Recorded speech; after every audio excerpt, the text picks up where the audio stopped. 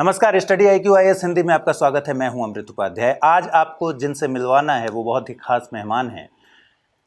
UPSC के इस बार के रिज़ल्ट में आप जानते हैं कि जब रिज़ल्ट आता है तो बहुत सारी कहानियां भी आती हैं साथ में, और उसी कहानी में एक कड़ी हैं आज की हमारी ख़ास मेहमान।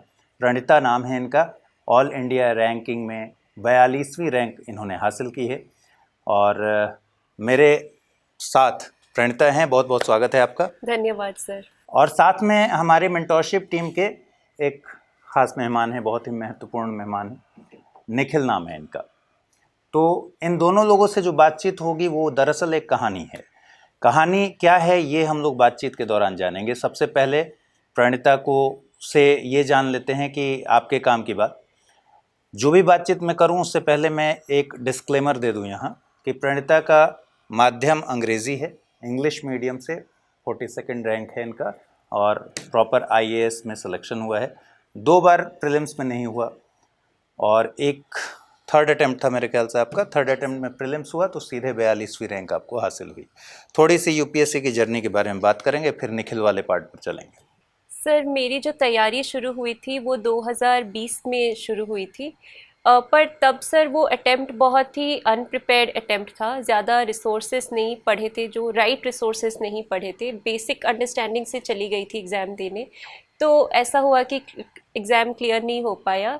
सर जो 2021 का अटेम्प्ट था वो मैंने बहुत ही मेहनत से जो भी पढ़ सकती थी वो दिया था, लेकिन कुछ ज़्यादा ही पढ़ लिया था और रिवाइज़ ना करके ज़्यादातर रिसोर्सेज पे फोकस कर लिया था। तो प्रीलिम्स में बहुत सारे दिमाग में कॉन्सेप्ट्स चलने लगे, तो मैं आंसर पे फोकस ही नहीं कर पाई प्रीलिम्स के क्वेश्चंस और आंसर्स में। तो सर वो एक पॉइंट समथिंग मार्क्स से छूट गया।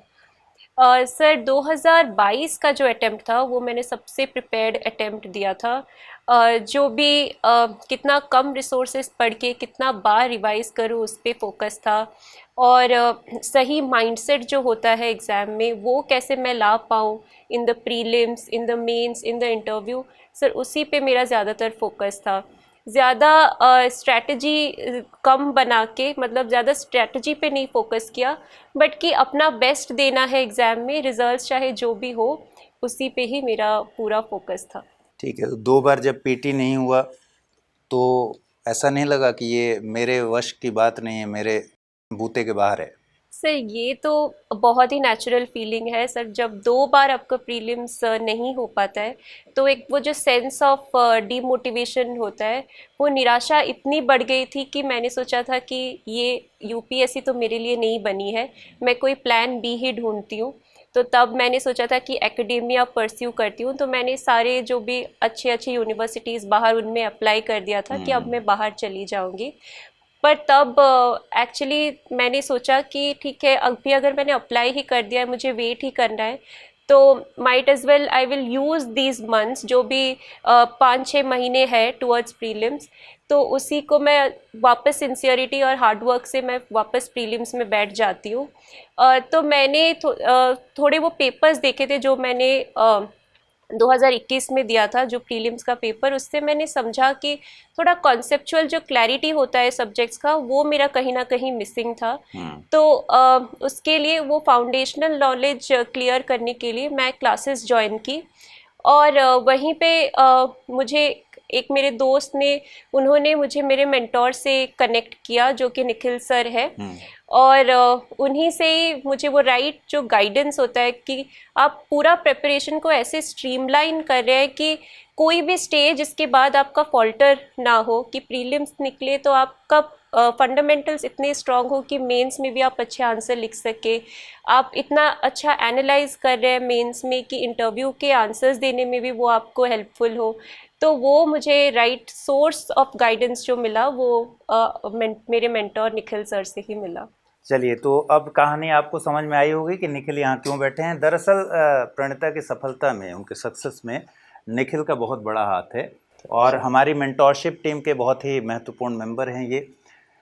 निखिल, कैसे कैसे इस यात्रा में आपने अपनी भूमिका निभाई? जिस तरीके से प्रणीता सिर्फ निखिल से मिलने के लिए ही आई हुई हैं दिल्ली, ये उड़ीसा में रहती हैं, तो इस यात्रा के में मतलब देखने वाले और इस यात्रा को तय करने में भी आपकी एक बड़ी भूमिका है। तो बताइए ज़रा कैसे क्या हुआ। जी सर, प्रणीता से जब पहली बार मेरी फ़ोन पे बात हुई थी तो एक एक हमारी फ़ोन पे ही ज़्यादा बात हुई है। तो फ़ोन पे जब बात हुई थी तो बहुत ही घबराई सी एक आवाज़ थी।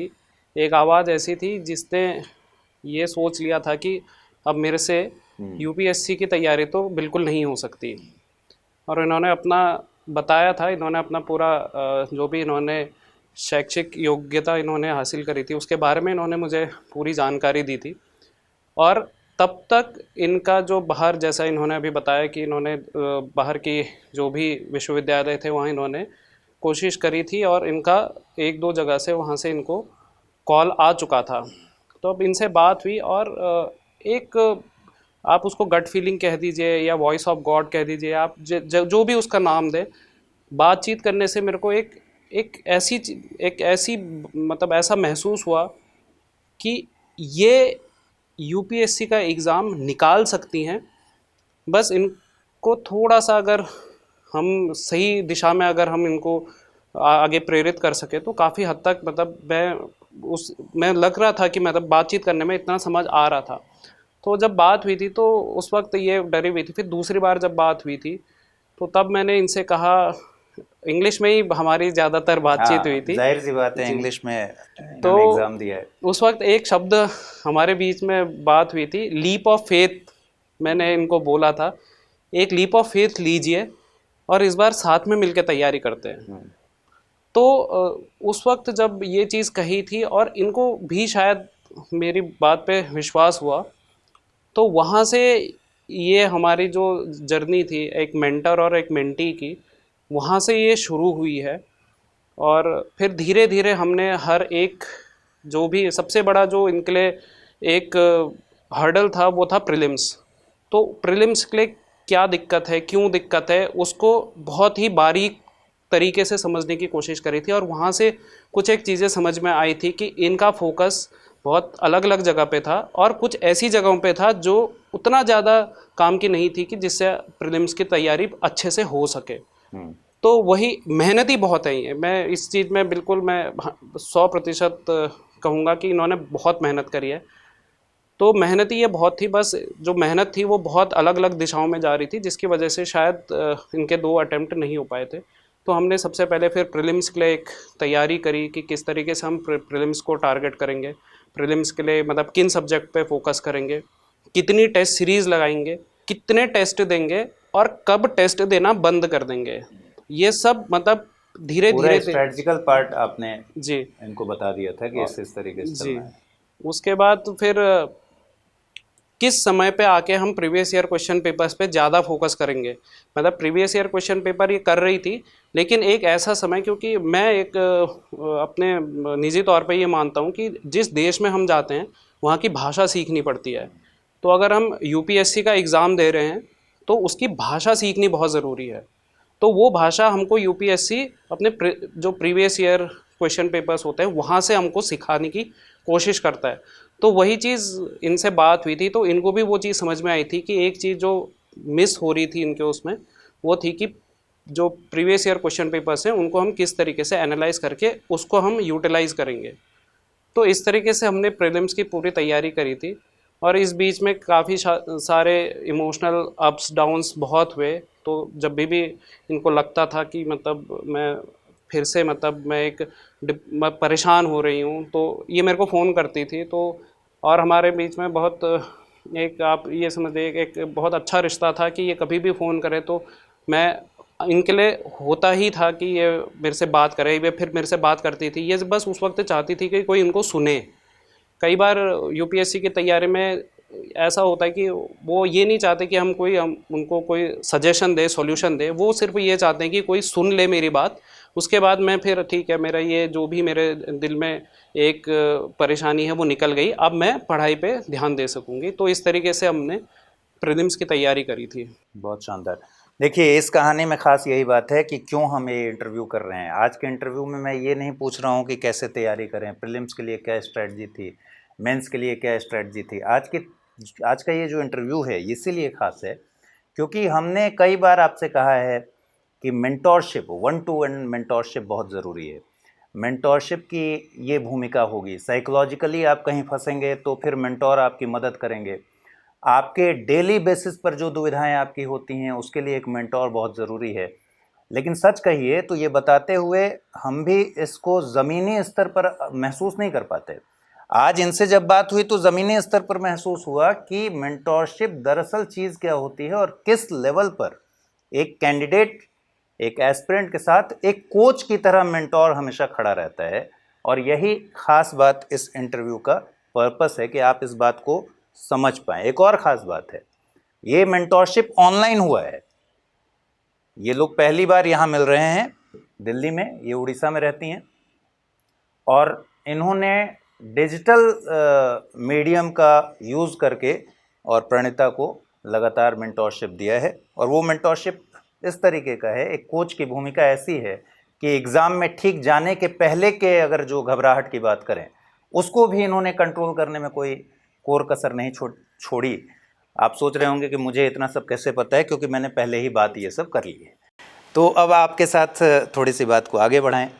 सबसे पहले मैं ये भी चाहूँगा कि आप अपने एकेडमिक जो क्वालिफ़िकेशंस हैं जो कि बहुत मजबूत हैं वो भी एक बार ज़रूर हमारे उन विद्यार्थियों को बताइए जो आपको सुन रहे हैं। सर, मैं बिलोंग करती हूँ उड़ीसा को, और वहाँ मेरा जन्म हुआ है मयूरभंज डिस्ट्रिक्ट में। तो मेरा स्कूलिंग भी क्लास 5 तक वहाँ के एक टाउन बारीपदा में हुई। सर फिर हम भुवनेश्वर गए जहाँ से मेरी क्लास 12 तक की पढ़ाई हुई। और फिर क्योंकि मुझे इंटरेस्ट था इकोनॉमिक्स में तो मैंने सेंट ज़ेवियर्स कॉलेज कैलकाटा से बीएससी इन इकोनॉमिक्स ऑनर्स किया। उसके बाद तुरंत मुझे अपॉर्चुनिटी मिली कि एक स्कॉलरशिप पे मैं यूनिवर्सिटी ऑफ लंदन जाऊँ मास्टर्स इन इकोनॉमिक्स करने के लिए। ऑल्दो मेरा तब सिविल सर्विसेज के तरफ मन था, लेकिन सबने बोला कि तेरा इकोनॉमिक्स का जो फंडामेंटल अंडरस्टैंडिंग है वो उसको थोड़ा एनहांस कर, तो इसीलिए मैं वहाँ पे गई। और जब मैं मास्टर्स करके लौटी 2020 में, तब कोविड स्टार्ट हो गया था, तो तब से मैं सिविल सर्विसेज की ही तैयारी कर रही हूँ। और सर 2022 में मैं यूनिवर्सिटी ऑफ कैम्ब्रिज में एनरोल हुई हूँ for MPhil in economic research. वो 1 साल का कोर्स है सर। मेरा एग्ज़ाम्स ख़त्म हो गया है, I am in the process of writing my thesis. तो जी सर, इतनी क्वालिफिकेशंस।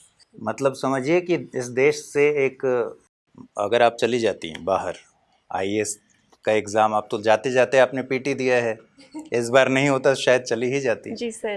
तो एक बहुत बड़ी योग्यता यहाँ से चली जाती। बहुत अच्छा बचा लिया आपने।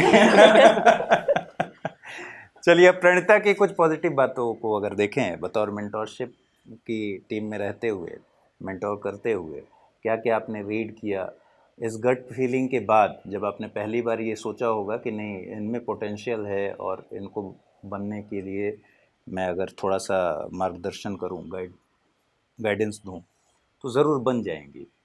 फिर इस पूरी जर्नी में क्या क्या रीड किया आपने इस पोटेंशियल को, ऐसा बताइए कि उस पोटेंशियल का इस्तेमाल दर्शक भी कर पाएँ जो लोग तैयारी कर रहे हैं। जी सर, इसमें सर सबसे महत्वपूर्ण बात जो मैंने देखी है, मेंटरशिप में हमको बहुत सारे विद्यार्थी मिलते हैं, बहुत सारे, पर सारे, और मैंने यूपीएससी की तैयारी को मैं जितना समझ पाया था और उसको जितने सिंपल तरीके से मैं प्रेजेंट कर सकता था वो मैंने इनके सामने प्रेजेंट किया। अब वही चीज़ मैं हर किसी को भी प्रेजेंट करता हूँ, लेकिन एक विश्वास होता है, वो हर कोई वो विश्वास अपने मेंटर पे नहीं दिखा पाता। क्योंकि अगर मैं कोई, अब यूपीएससी में एक बहुत बड़ी दिक्कत कुछ समय से, जैसे डिजिटल माध्यम बहुत ज़्यादा बढ़ चुके हैं, तो बहुत सारी चीज़ें ऐसी मतलब भ्रांतियाँ फैल चुकी हैं कि अगर ये नहीं करोगे वो नहीं होगा, वो नहीं करोगे ऐसा नहीं होगा। तो मैंने इनको पहले से ही बोला था कि हम चीज़ें बहुत सिंपल रखेंगे, हम कुछ कॉम्प्लिकेशन नहीं करेंगे, हम 10 टेस्ट सीरीज़ पे ध्यान नहीं देंगे, हम एक पे ध्यान देंगे, उसको कितने अच्छे तरीके से हम करेंगे वो आप करेंगे। तो सबसे जो ज़रूरी बात, जो बहुत इनमें सबसे अच्छी बात जो मेरे को लगी थी, इन्होंने चुपचाप बातें सुनी और एक विश्वास इन्होंने मेरे पे दिखाया कि हाँ आप, मतलब एक जिसको कहते हैं कि उंगली पकड़ के आप मेरे को जहाँ ले जा रहे हो मैं चलने को तैयार हूँ। और ये हर एस्पिरेंट में हम नहीं देख सकते हैं, क्योंकि हर एस्पिरेंट जब हम तैयारी करते हैं, जब यूपीएससी की तैयारी होती है, तो एक लेवल के बाद आदमी अपने आप को बहुत ज़्यादा ज्ञानी समझना शुरू कर देता है।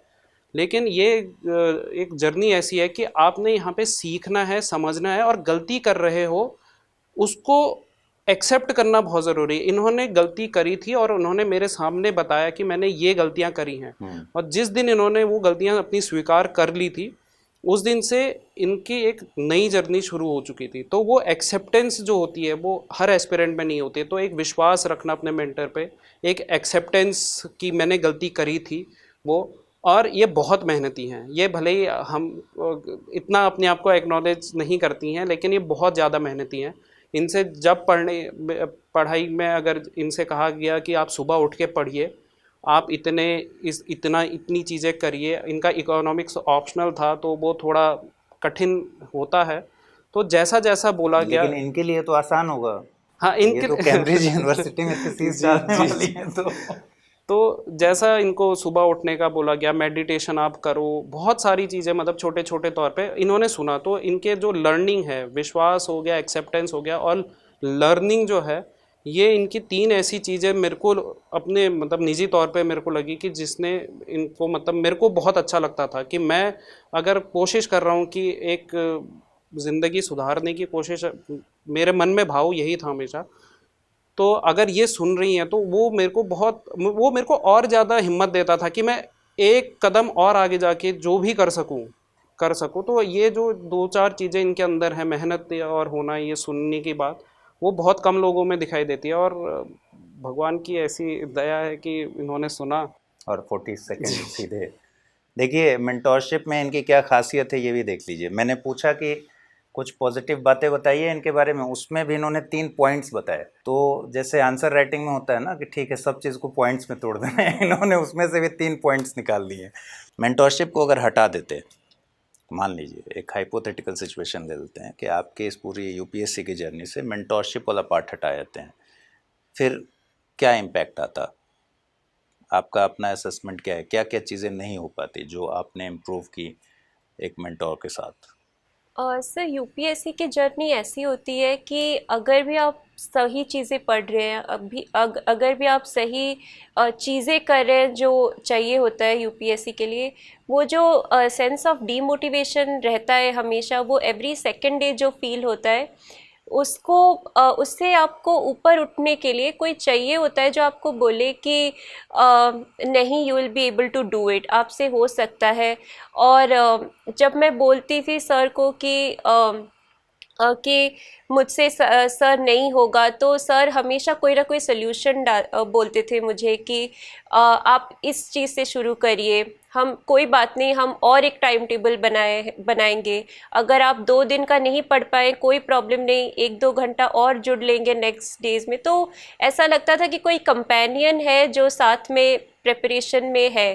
पहले 2 अटेम्प्ट्स में वो नहीं था, क्योंकि सारी चीज़ मैं खुद करी थी, तो बहुत टाइम्स में बहुत क्लूलेस हो जाती थी और उससे रेस्टलेसनेस और बढ़ती थी और एंग्जाइटी और बढ़ती थी। इस बार वो एंग्जाइटी शेयर करने के लिए कोई था, तो वो मुझे स्ट्रेस फ्री तो नहीं बोलूँगी, लेकिन बहुत टाइम्स पे मुझे एक साथ की महसूस हुई कि मेरे साथ इस जर्नी में कोई है, और मुझे जो भी प्रॉब्लम है मैं उस सर के पास जा सकती हूँ और वो सॉल्वेबल है।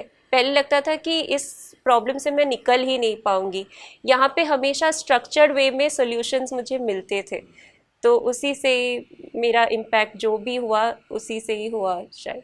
और कुछ नेगेटिव अगर पॉइंट्स निकालें इनकी पूरी पर्सनालिटी में, जो तैयारी के दौरान, पर्सनालिटी में तो नहीं, जो तैयारी के दौरान आपको लगा कि रोज़ मैं ये चीज़ बताता हूँ और रोज़ दोबारा फिर बताना पड़ता है? सर उस केस में थोड़ा, मतलब जैसा इन्होंने कहा, थोड़ा स्ट्रेस रहता है, थोड़ा एंग्शियस ये बहुत ज़्यादा हो जाती थी। प्रीलिम्स से पहले मैंने बहुत बार देखा, और मेंस से पहले बहुत ज़्यादा इनको मतलब लगता था कि कैसे हो पाएगा करके, कि मैंने ये नहीं करा है, वो नहीं करा है। और जितना मुझे याद है, शायद हमने वर्ल्ड हिस्ट्री पूरा ढंग से किया भी नहीं था, वर्ल्ड हिस्ट्री थोड़ा छूट गया था, तो फिर भी मतलब उसको कैसे हम अगर क्वेश्चन आ जाएगा तो हम बहुत ज़्यादा स्पेसिफिक हो गए थे कि यहाँ चीज़ें आप पढ़ लीजिएगा। बाकी इन्होंने बाकी पेपर 1 बहुत अच्छे से तैयार किया हुआ था, पर उस चीज़ को लेकर ही बड़ी परेशान थी कि कैसे होगा। तो मैंने ये एक इनमें है कि इंटरव्यू से पहले इनको कई बार अपने पे ना डाउट बहुत ज़्यादा होता था कि होगा कि नहीं होगा, तो और हो ही नहीं सकता। ताकत याद दिलानी पड़ती। हाँ, जी हनुमान जी के जैसे इनको याद दिलाना पड़ता था कि तो आप बताना पड़ता है कि भाई आपने ये पोटेंशियल याद कीजिए। तो वो एक थोड़ा सा ही बस, बाकी ऐसी कोई मतलब मैंने कभी ऐसी कोई बाकी नेगेटिव, तैयारी के दौरान बहुत स्मूथ रहा। बहुत बहुत सर, बस ठीक है, वो आंसर राइटिंग वगैरह को लेकर क्या स्ट्रेटजी अपनाई आपने? सर आंसर राइटिंग को लेकर जैसे मैंने पहले बताया था, हमने सिर्फ एक टेस्ट सीरीज़ पे ध्यान दिया था प्रीलिम्स के लिए भी, और एक टेस्ट सीरीज़ पे ध्यान दिया था हमने मेंस के लिए भी। बस आप इसको थोड़ा मतलब अगर मैं मजाक के तौर पे कहूँगा, मैंने इनको बिल्कुल कान पकड़ के ये कहा था कि आपने टेस्ट देना है, जिस दिन है उसी दिन देना है, और जिस वक्त है उसी वक्त देना है, और 3 घंटे में ख़त्म भी करना और 3 घंटे में ख़त्म करना है। तो ये एक ऐसी चीज़ थी जो इन्होंने शुरू के टेस्ट में, एक टेस्ट शायद हमारा ऐसा था कि जो इन्होंने नहीं दिया था टाइम से, उसके बाद फिर थोड़ा मैं थोड़ा स्ट्रिक्टली बोला तो इन्होंने फिर पूरा उसको अच्छे से सारे टेस्ट इन्होंने दिए, इनके नंबर भी सही आते थे। और हमने फिर बहुत छोटी छोटी चीज़ों पे ध्यान देना शुरू करा कि इस आंसर को और कैसे बेहतर बना सकते थे। हमारा डिस्कशन वो था, और प्रेजेंट कैसे करेंगे, इनके लिखने का जो स्टाइल है वो बहुत छोटे छोटे शब्दों में लिखती हैं, तो हम कैसे एक तरीका बनाएं कि पेज थोड़ा अच्छा दिखे, भरा भरा दिखे, और ऐसा दिखे कि मतलब सामने वाला जब पढ़े, क्योंकि जब हम यूपीएससी में मेंस के आंसर्स लिखते हैं तो वहाँ हम अपने आप को दिखा नहीं पाते हैं उनके सामने कि हम कौन हैं। हमारा जो हमने जो शब्द लिखे हैं वही हमारा व्यक्तित्व वहाँ पे एग्जामिनर तक पहुँचता है। तो वो जब हमने कहा इनकी राइटिंग अच्छी है, बहुत सुंदर है, और बहुत, लेकिन बहुत छोटा लिखती थी, तो हमने फिर उसके लिए डिसाइड किया कि हम इतना गैप रखते हैं और पैराग्राफ में इतना बड़ा गैप रखेंगे ताकि थोड़ा थोड़ा पेज आपका भरते रहे और लोगों को, जो देखने वाला है उसको भी लगे कि हाँ इन्होंने अच्छा आंसर लिखा हुआ है। तो वो छोटी छोटी चीज़ें हमने इसमें करी। फिर आंसर्स को यूपीएससी में जनरली 2 पार्ट होते हैं क्वेश्चंस के, उनको आपस में कैसे जोड़ना है। तो कई बार मतलब दूसरे वाले पार्ट से पहले पार्ट में आना और पहले पार्ट को दूसरे पार्ट, वो बहुत छोटे छोटे तरीके उसमें करते गए थे। तो वो मेंस का जो हमारा जो स्ट्रैटेजी थी वो यही थी कि टेस्ट आप टाइम से दीजिए और उसको एनालाइज करेंगे हम कि मतलब गलती कहाँ हो रही है। तो वो जितनी गलतियाँ ये सुधारते गई, और एक वादा मैंने इनसे बहुत मतलब पहले ही ले लिया था, आप कुछ भी करेंगी, आप पेपर जो मेंस के हैं आप सारे कंप्लीट करके आएंगी। आप भले ही उसमें छोटा सा भी लिख के आए, लास्ट में अगर समय नहीं हो पा रहा है, आपको नहीं पता है, तो भी आप कुछ ना कुछ लिख कर आएंगी। तो वो इन्होंने बिल्कुल वो शिद्दत से निभाया। किया आपने फॉलो इस चीज़ जी को? जी जी। कभी कभी ऐसा हुआ कोई पेपर में लास्ट के 5 मिनट में एक आंसर लिख रही हूँ, लेकिन सर पूरा सारे पेपर्स कंप्लीट करके आई मैं। दिमाग में चलता रहता था कि सर ने बोला है कि पूरा लिख के आना तो है। करना है जी। ये भी मेंटोर की एक भूमिका होती है कि वो इतनी सारी चीज़ें जो बताता है वो साउंड सुनाई पड़ता है, वो वॉइस सुनाई पड़ती है वहाँ। कई बार तो ऐसा हुआ कि क्योंकि क्वेश्चन नहीं छूटना चाहिए तो पूरा 3 घंटे नीचे करके पेपर दे रही हूँ, जब उठी हूँ इतना बैक पेन हुआ है क्योंकि सर पेपर नहीं छूटना चाहिए। डर लगता होगा कि बाहर निकलने पे पहला जवाब यही देना यही पड़ेगा। सर भी पूछते भी थे पेपर कंप्लीटेड, फिर मैं बोलती थी हाँ, तो सर बोलते थे कि ठीक है, तो ठीक है। तो प्रीलिम्स आपका जब हुआ, आपके पास तो मेंस के लिए काफ़ी कम वक्त बचा था और पहली बार प्रीलिम्स हुआ था, तो कैसे इसको मैनेज किया आपने इस टाइम में अपनी पूरी तैयारी को? सर क्योंकि मैं क्लासेस की थी तो मुझे थोड़ा नॉलेज बेस तो मेरा ऑलरेडी थोड़ा हो गया था अच्छा, लेकिन सर पहले कुछ टाइम मैंने अपना नॉलेज बेस बिल्डअप करने में लगाई, और फिर सर जुलाई के अराउंड मैंने टेस्ट सीरीज़ स्टार्ट कर दिए।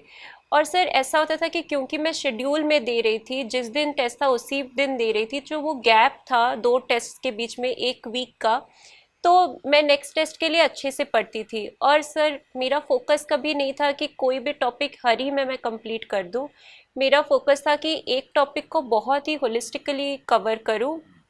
जैसे सर अगर मैं बोलूं कि मैं रोल ऑफ विमेन पढ़ती थी, तो सर उसके जो भी पॉइंट्स थे उनमें मैं बहुत सारे एग्जाम्पल्स, बहुत सारे कीवर्ड्स, बहुत सारे डेटा पॉइंट्स कोई भी रिपोर्ट का, तो वो सर वैसे मैं तैयारी करती थी कि मुझे अच्छे चीज़ें पता हो जो मैं आंसर्स में लिख के आ पाऊँ। ऐसा नहीं कि बस मुझे थोड़े बहुत पॉइंट्स पता हो गए तो मैं जाके एग्ज़ाम देने की सोचूं, क्योंकि मेरा एग्ज़ाम था, एक सीरियसनेस था कि अच्छे आंसर्स लिखने हैं, क्योंकि मॉक्स में नंबर्स भी मैटर करते हैं कॉन्फिडेंस बूस्ट के लिए। तो वैसे मैंने कॉम्प्रिहेंसिव और होलिस्टिक कवरेज ऑफ सब्जेक्ट्स पे फोकस किया और फिर टेस्ट्स लिख के आई थी। तो ये उम्मीद तो उस समय बनने लगी होगी कि हाँ मैं बढ़ रही हूँ धीरे धीरे, जैसे मेंस आपने लिखा तो ये उम्मीद होगी कि इंटरव्यू देंगे इस बार, या ऐसा था कि अब पता नहीं जो रिजल्ट आ जाए? सर जैसे बोले थोड़ा अंडर कॉन्फिडेंट पर्सन मैं हूँ। अगर भी मुझे था कि मैंने मेंस अच्छा लिखा है तो भी थोड़ा वो अपने आप पे इतना बिलीव नहीं हो पा रहा था कि मेंस ज़रूर निकल जाएगा, पर मैं सीक्रेटली होप कर रही थी, सीक्रेटली भगवान से ज़रूर प्रे कर रही थी कि मेंस हो जाए।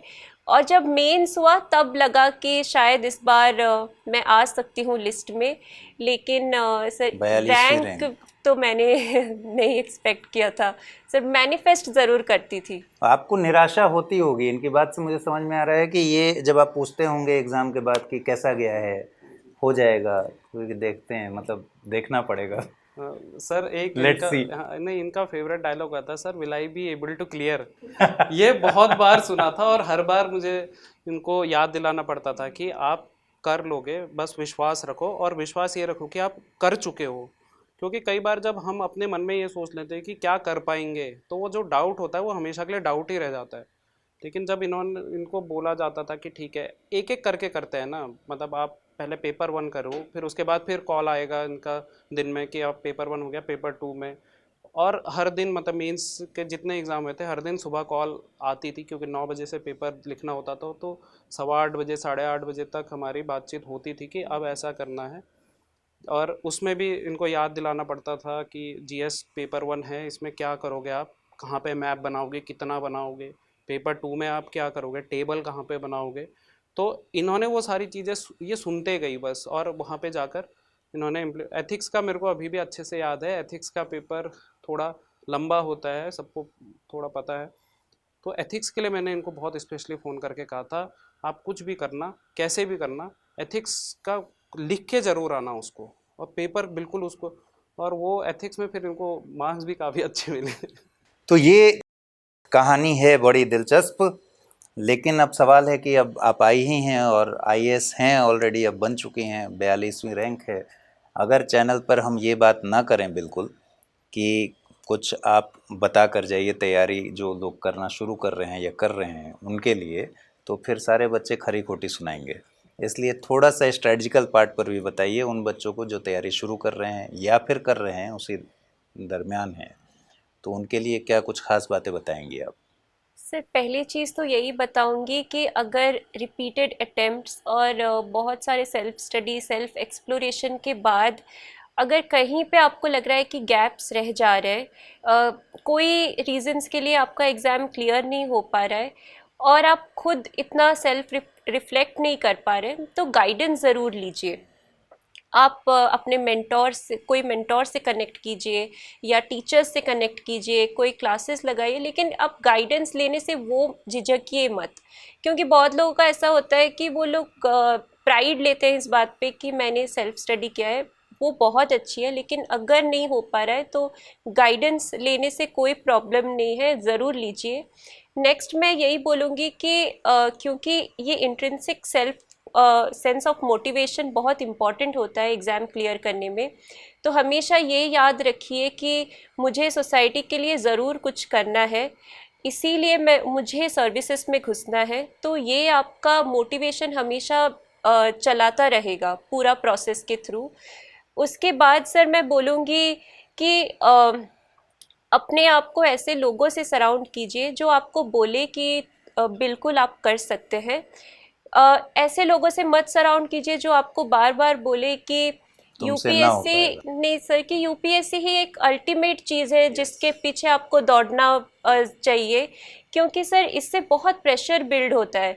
अपने आप को वैसे लोगों से सराउंड कीजिए जो आपको बोले कि आपका काम है जाके बेस्ट दे के आना, अगर हो जाता है exam then nothing like it, बहुत अच्छा, लेकिन कोई वे से अगर नहीं हो पाता तो आप फिर भी आपका जो एंड गोल है कि आप सोसाइटी के लिए कुछ करना चाहते हैं, उसको करने के लिए बहुत सारे ऑप्शंस हैं, बहुत सारे एवेन्यूज़ है। अगर यूपीएससी नहीं हो पाता है, कोई और चीज़ ढूंढिए, कोई और मीन्स ढूंढिए, ताकि वो जो एंड गोल है कि सोसाइटी को मीनिंगफुली कंट्रीब्यूट करना, वो फिर भी फुलफ़िल हो आपका।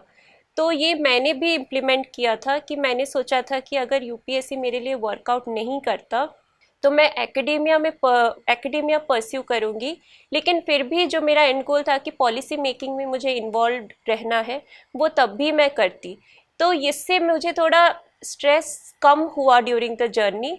मुझे लगा कि कोई ना कोई वे में मैं अपने एंड गोल ज़रूर फुलफ़िल करूँगी, मीन्स कुछ भी हो, वो यूपीएससी हो, वो आपका एकेडेमिया हो, वो एनजीओ में काम करना हो, वो कैसे भी हो, मैं जैसे भी हो अपना फुलफ़िल करूँगी जो एंड गोल है। मीन्स का मैंने इतना ध्यान नहीं दिया। बहुत शानदार, और ये शानदार बात आप सबको सीखनी है। अगर आप जानते हैं तो ये बहुत अच्छी बात है, इस अप्रोच को अपनाना है। पॉइंट ऑफ मोटिवेशन की आपने बात की, तो एक आध सवाल और बढ़ाते हैं। पॉइंट ऑफ मोटिवेशन कुछ ऐसा रहा जिसने आपको, क्योंकि आपका जो पढ़ाई लिखाई का रिकॉर्ड है इस तरीके का है कि जैसे आपने कहा एकेडमिया में तो आप कमाल ही कर देती हो, और उसका दायरा बहुत बड़ा है। जी सर। तो फिर आपने क्यों चुना सिविल सर्विसेज को? ये हालांकि सवाल आपसे कई बार इंटरव्यूज़ में भी पूछे गए होंगे, सर लेकिन वहाँ वाला जवाब मत दीजिएगा, अब जी तो सर। ऐसा वाला जवाब दीजिएगा जो फॉर्मल ना हो। जी सर, वो जब मैं पली बड़ी हूँ एक्चुअली एक ट्राइबल डिस्ट्रिक्ट में, तो जब मैं बढ़ रही थी तो बहुत सारा इनइक्वालिटी मैंने एक्चुअली देखा था अपनी आँखों से। और जब मैं शिफ्ट की भुवनेश्वर को, जो कि एक कैपिटल सिटी है, तो मैंने तुरंत ही इतना बड़ा एक गैप देख लिया कि वहाँ पे जैसे हमारा टाउन में सर एक भी लाइफ सेविंग हॉस्पिटल नहीं है, कि जो भी लोग बिल्कुल आते हैं उन हॉस्पिटल्स में, वो टाउन में, उनको भेज दिया जाता है भुवनेश्वर या कटक। और सर वो जर्नी इतनी लंबी होती है कि वहीं पे ही लोग लोगों की लाइव्स चली जाती है। तो ऐसे सब चीज़ों से मैं थोड़ी दुखी थी। और तब मेरे अंकल जो है उन्होंने मुझे बोला था कि सिविल सर्विसेज तुझे एक ऐसा प्लेटफॉर्म देगा जहाँ पे तो ऐसे मिलियंस ऑफ लोगों को तो हेल्प कर सकती है। तो उससे सर मेरा एक मोटिवेशन ज़रूर डेवलप हुआ था। इकोनॉमिक्स में सर मुझे इंटरेस्ट था, इसीलिए मैं परस्यू कर रही थी। और जैसे मैंने बोला था कि मैं बहुत सारे मीन्स ढूंढ रही थी ताकि मैं वो गोल को अचीव कर सकूं। लेकिन सर मैनिफेस्ट में वही कर रही थी कि सिविल सर्विसेज ही हो, मेरा मोटिवेशन वही बिल्कुल था।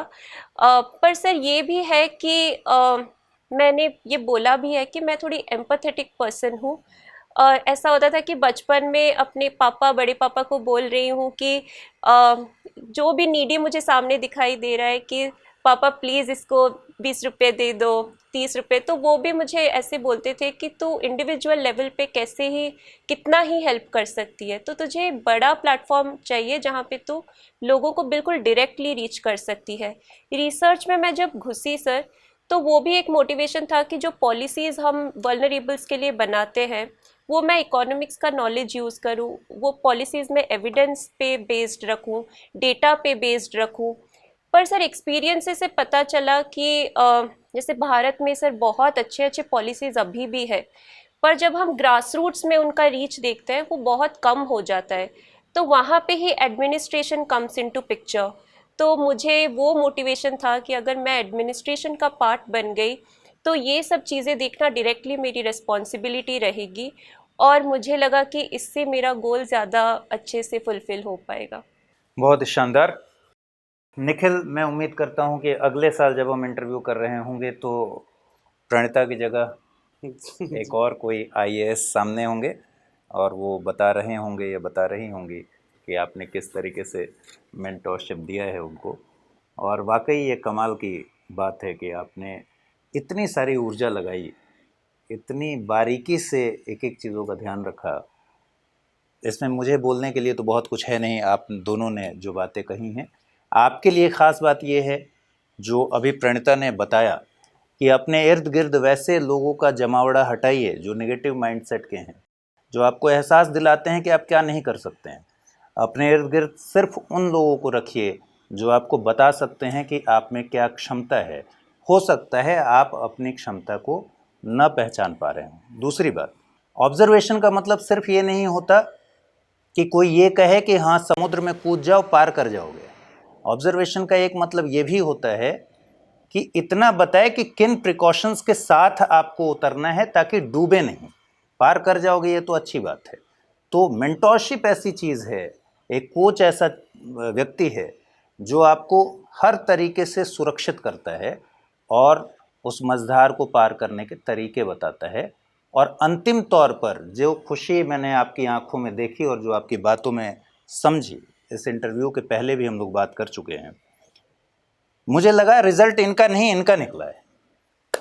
तो आप दोनों से मिलकर बहुत खुशी हुई और ये कहानी हमारे जो एस्पिरेंट्स हैं उनको ज़रूर प्रेरित करेगी और आपकी तरह फिर इसी तरीके से कोच करते हुए कई सारे आईएएस निकलेंगे। बहुत शुक्रिया प्रणिता आपका, आपने धन्यवाद इतना समय सर। दिया और आपका भी बहुत शुक्रिया। चलिए मिलते हैं अगले किसी एपिसोड में, किसी टॉपर के साथ मिलेंगे या फिर ऐसी अगर कोई कहानी रही तो कहानी के साथ मिलेंगे।